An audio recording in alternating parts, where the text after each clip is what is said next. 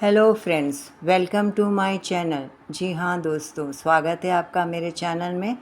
आज हम किस तरह से अपना चैनल ग्रो कर सकते हैं यूट्यूब में, उसके बारे में बताने जाऊँगी। मैंने कभी सोचा भी नहीं था कि मैं यूट्यूब में अपने कुकिंग के वीडियोस अपलोड करूँगी। किस तरह से मैं अपने वीडियोस बनाती हूँ वो देखिए। तो मैंने सोचा आज क्यों ना मैं फ्लफ़ी इडली बनाऊँ स्पाइसी चटनी के साथ में। जी हाँ दोस्तों, ये मेरे ही हाथों का बनाया हुआ है चटनी और सांभर। इसी वीडियो में मैं आपको कवर अप करूँगी कि किस तरह से हम इडली का बैटर को फर्मेंट करते हैं, ग्राइंड करते हैं और सांभर और चटनी की विधि भी स्टेप बाय स्टेप बताऊँगी। दर्शकों, कहाँ से भी देख रहे हो प्लीज़ सब्सक्राइब। यह ब्रेकफास्ट है सदर्न फूड का, जो बहुत ही फ़ायदेमंद होता है, प्रोटीन युक्त होता है, हमारे शरीर के लिए बहुत ही फ़ायदेमंद है। बच्चे, बूढ़े, जवान सभी इसको खा सकते हैं। चाहे रात में भी ले लें हम या इवनिंग में भी हम ले सकते हैं, मॉर्निंग में भी ले सकते हैं।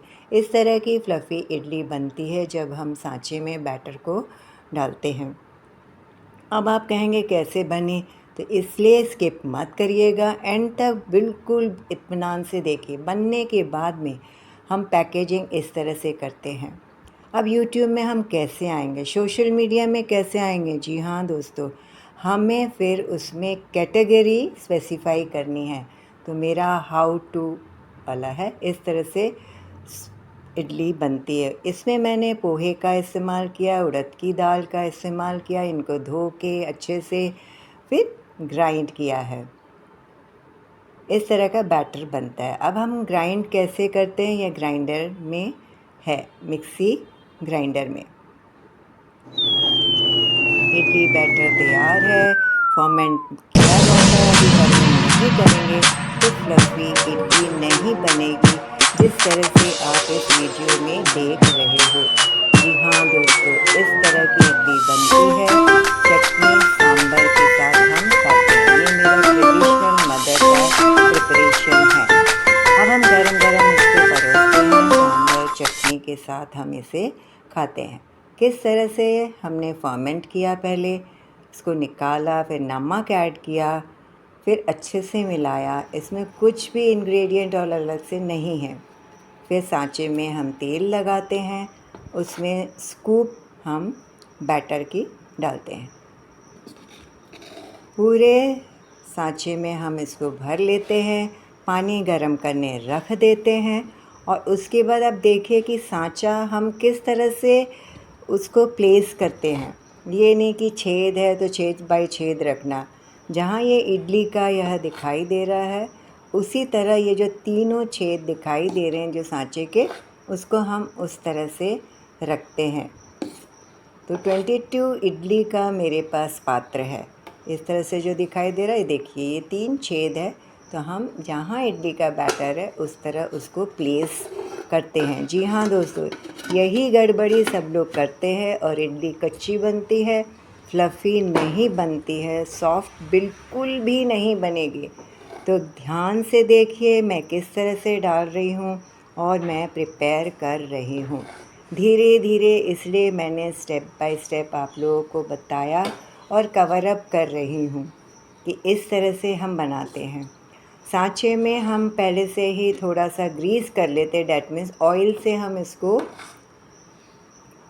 ग्रीस कर लेते हैं। अब जब तीनों सांचे में हम इसको बैटर को डाल देते हैं, उसके बाद हम कवर अप कर देते हैं।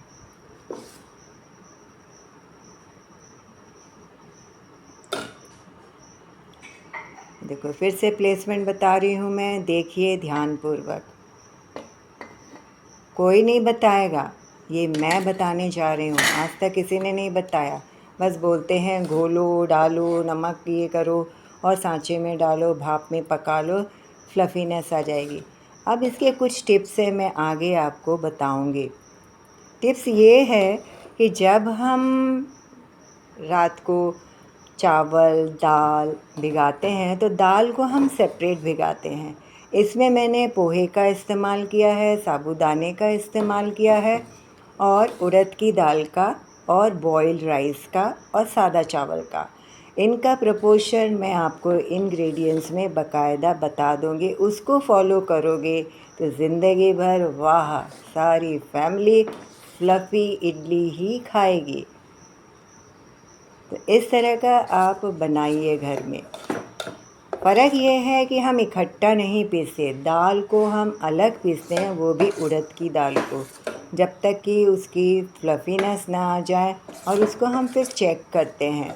इस तरह की वीडियो मैंने पहले भी अपलोड करके रखी हुई है। जब अच्छे से वह फ्लफ़ीनेस हो जाता है तब हम उसको जो चावल ग्राइंड करते हैं उसमें हम मिक्स करते हैं। फिर पोहा है उसको या पाउडर करके डाल लो या भिगो के पीस के फिर डालिए। ऐसे साबूदाने का भी पाउडर करके भिगो करके डालिए और ग्राइंडर में ग्राइंड कर लीजिए। जी हाँ दोस्तों, जो मैंने इस्तेमाल किया वो इंग्रेडिएंट्स अब पिक में दिखाई दे रहा है। पोहा इस्तेमाल किया है मैंने, पतला वाला पोहा नहीं, थोड़ा अच्छा जिसका हम पोहा बनाते हैं ब्रेकफास्ट में। चावल धोया है,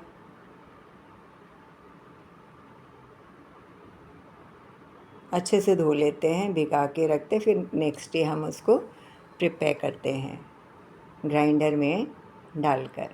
स्किप ना करिएगा दोस्तों, नहीं तो दिक्कत होगी। अब ये दाल लिया है, दाल को हम अच्छे से पानी से धो लेंगे 2-3 बार और इसको भी सेपरेट भिगा के रखते हैं, हम उसमें नहीं भिगा के रखते हैं, सॉफ्ट नहीं आएगा क्योंकि दाल को पीसना बहुत ज़रूरी है।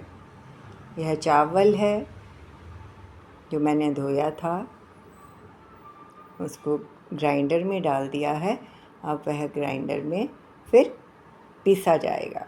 जो मैंने पहले आपको एक शॉर्ट वीडियो में कवर अप करके सारी चीज़ शॉर्ट में बताई है। यहाँ पर फिर साबूदाना है, इसको मैंने पहले से वो पीस करके रख दिया था और फिर इसको मैंने मिक्स किया है। इस तरह से फॉलो करोगे तो इडली ज़रूरी फ्लफ़ी बनेगी। कुछ सोडा वगैरह डालने की ज़रूरत नहीं है दोस्तों। यह बैटर रियल में बना, फ्रिज में रखा था मैंने। नहीं भी रखोगे तो हम बाहर इसको रखते हैं, जब वो हल्का मतलब हम जब उठा के देखेंगे तो जो पात्र जिसमें आपने रखा है वो थोड़ा हल्का होना चाहिए, फर्मेंट होना चाहिए। इस तरह का देखिए फर्मेंटेशन होता है। बिना फर्मेंटेशन के, बिना खमीर उठे इडली सॉफ्ट बन ही नहीं सकती, अन्यथा आपको सोडा ही डालना होगा। जी हाँ दोस्तों, आपको सोडा ही डालना होगा।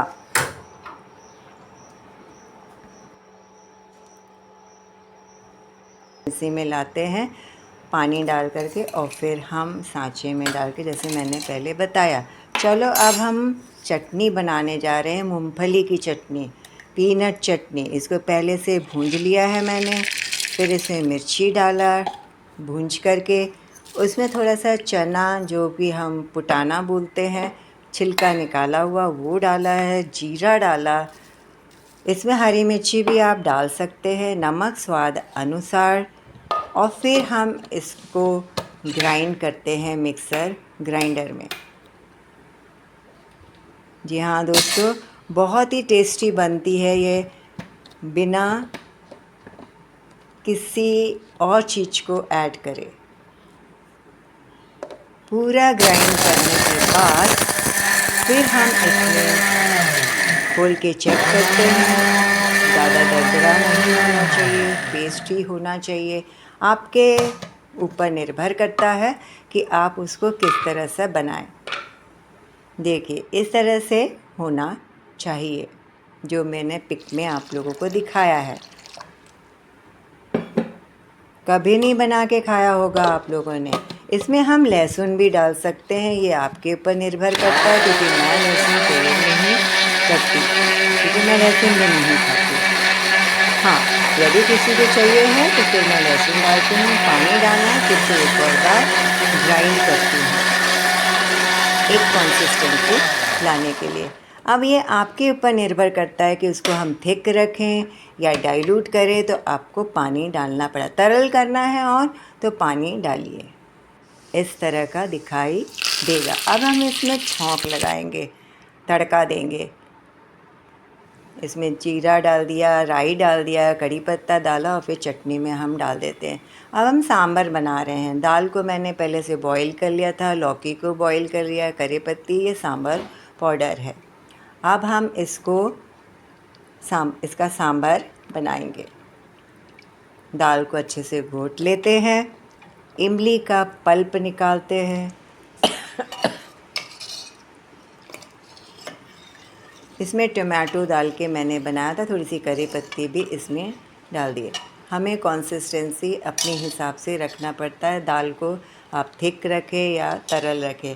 इसमें मैंने फिर लौकी भी डाल दी, जो बॉईल किया हुआ था वो लौकी मैंने इसमें डाल दिया है। अब हम इसका सांभर जो बनाते हैं, इसको पहले एक बॉइलिंग स्टेज पे लेके आ जाएंगे। उसके बाद हम इसमें इमली का पल्प और जो सांभर पाउडर बनाया है मैंने, उसको पेस्ट को पानी में घोल के या इमली के पानी में भी घोल के आप उसको इस सांभर वाले मिक्सचर में डाल दीजिए। नमक स्वाद अनुसार डालेंगे।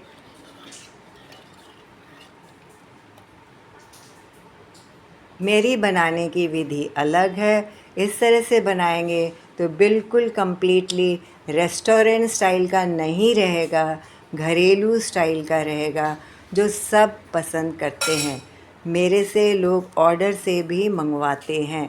इडली, सांभर, चटनी बल्क ऑर्डर में भी मेरे यहाँ से जाता है।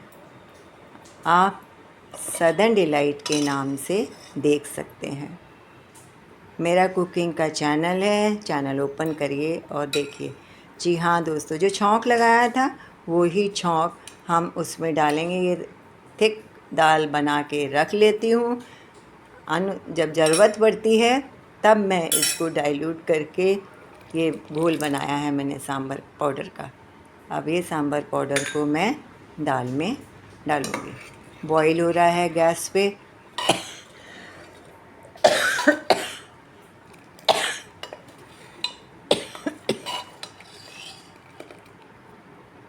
अच्छे से बॉईल हो जाए ताकि इमली जो है ठीक से पक जाए।